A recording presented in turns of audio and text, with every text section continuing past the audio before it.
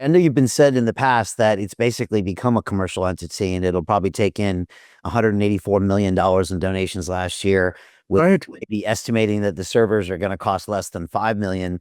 First of all, curious, first of all, as a org, does it have even more legal protections than a corp? And then second of all, yeah, what kind of questions does that bring up when it's bringing up that much money? Not to mention the side hustles some of the moderators might have that might eclipse the 184 million.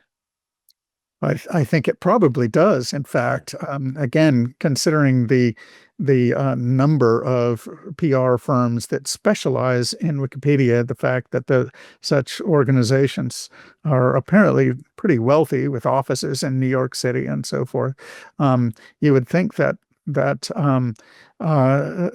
there are some very well-paid people who are not admitting that they're paid at all working on Wikipedia, or simply making strategy decisions behind the scenes and instructing the people who are actually in control of the accounts what to do with the accounts, essentially. Um, that sort of thing can actually make a big difference. In other words, strategizing about how to deal with problems on Wikipedia can make a big difference in the outcome of disputes that are going on Wikipedia. Um, so, um, does that answer the question, or should we? Yeah, it did. And had you finished with the main theses that you wanted to cover, or there Uh, left? just a couple more real quick. Yes. Um, so the general public has no way to rate or give feedback on Wikipedia articles. Why not? I mean, all the other big platforms do. True. And you can't rate the Wikipedia articles. Why not? You would think that there would be a big system for peer review on Wikipedia, outside peer review. There isn't one. Why not? Okay. And then, It's so unique because it's so old, Larry. It's because you yes, started it back in 2000, that before any of that stuff happened, and since it became so relevant and so important, it's almost like it got grandfathered in, to where it didn't have to do those things, and now it doesn't need to, so it doesn't. But you're right; uh, it's extremely archaic in internet norms. right, right. And even by 2002, when I was like after I left as the chief organizer of Wikipedia, I still made a proposal back then to basically make a review role for experts, and it was thrown back in my face. So Wikipedia, even at that early date, had become very insular. So, and then finally, I would say that to adopt a lot of these sorts of changes, it might ultimately be necessary for Wikipedia to adopt a legislative process, which they have never had.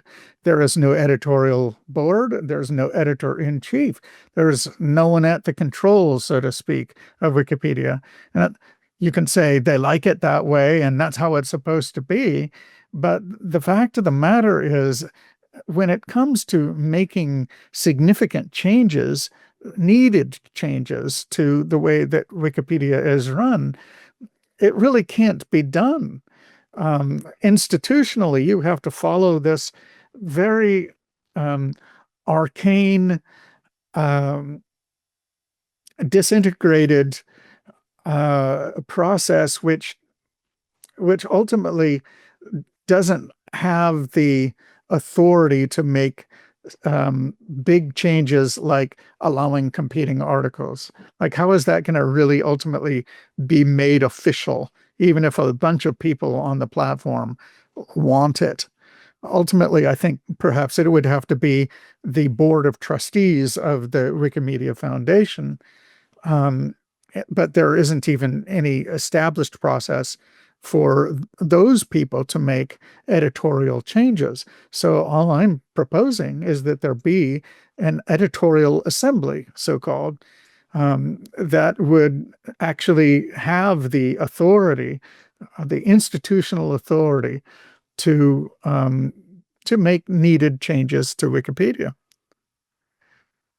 So why not? who could push something like this through? I mean, I'm thinking of Google. I mean, what is their relationship with Wikipedia? Could they come out and say, look, we've made changes in our YouTube. We've made changes in this.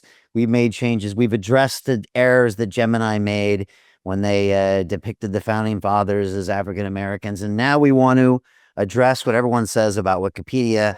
Lord knows we support them with our search. Is that for me, that seems like the only type of entity that could push something like that through, unless it was legislative from DC. Curious for your thoughts on that and what their relationship is. Hey, I know investing in crypto is scary. It takes a real leap of faith because there are so many scams, rug pulls, and bad actors out there. It's a dangerous business, which is why 95% of people lose all their money. Well, that's why I created the London Real Investment Club, so you can access the hottest deals on the planet and use the crypto bull market to create the generational wealth that you deserve.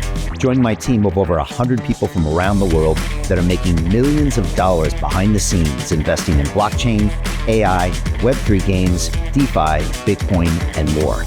Don't miss out. Click the link below to book a call with one of my team now. But hurry, this bull market will end soon. I know investing crypto can be scary. That's why you gotta join the investment club. Pull the trigger. Let's do this.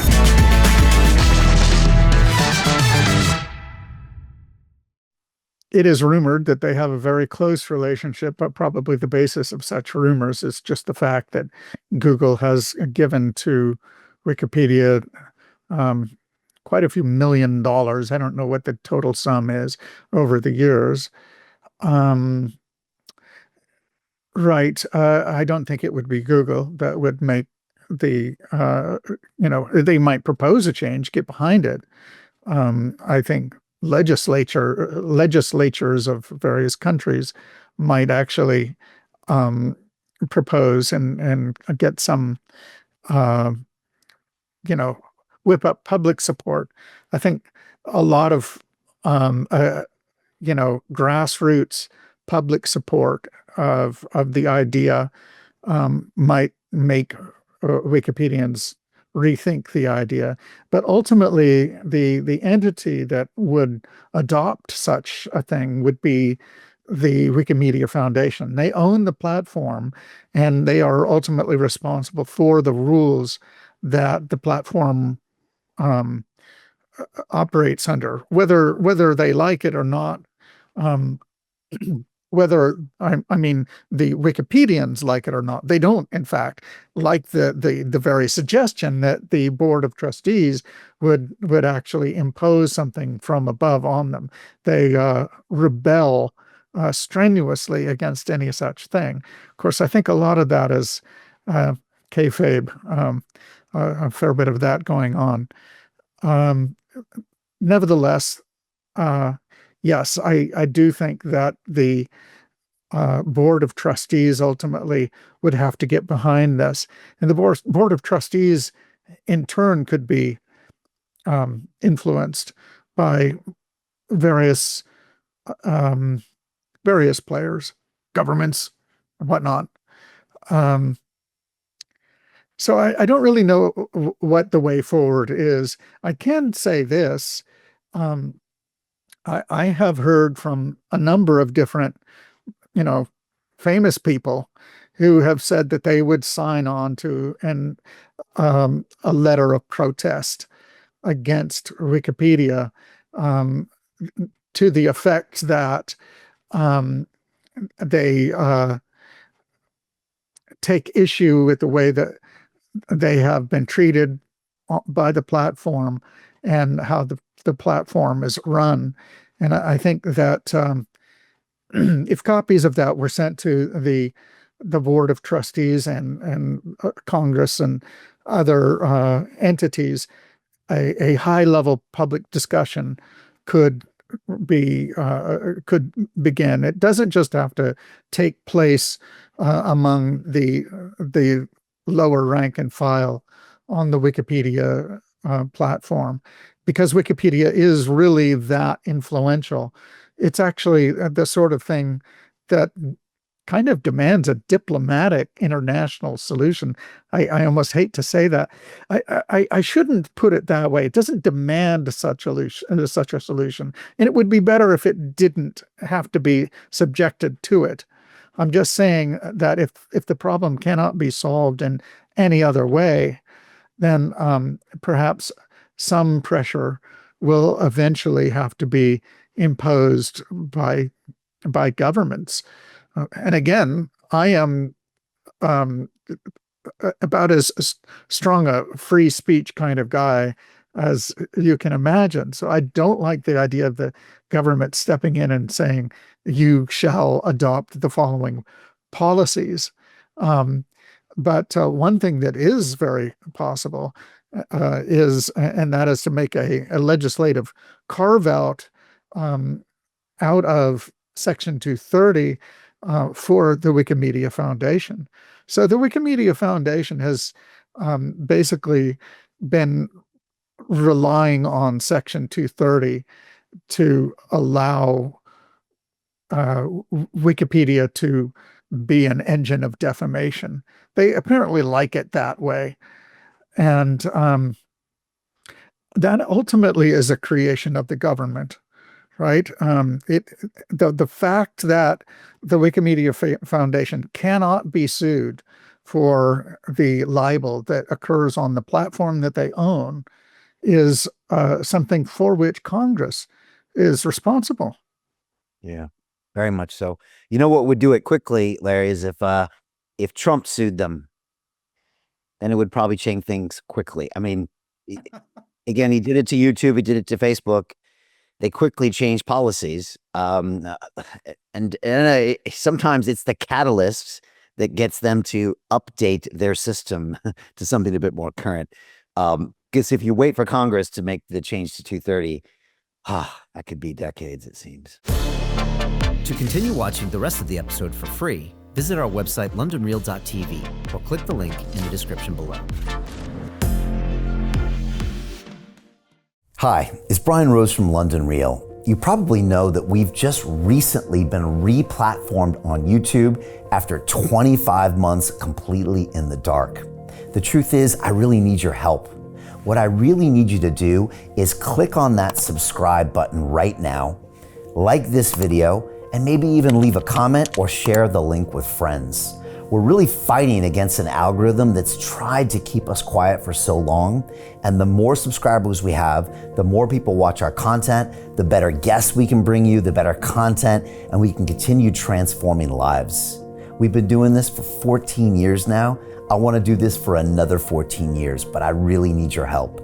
So click on that subscribe button, like the video, leave a comment, share this, and we're going to continue to bring you more and more great content. Thank you.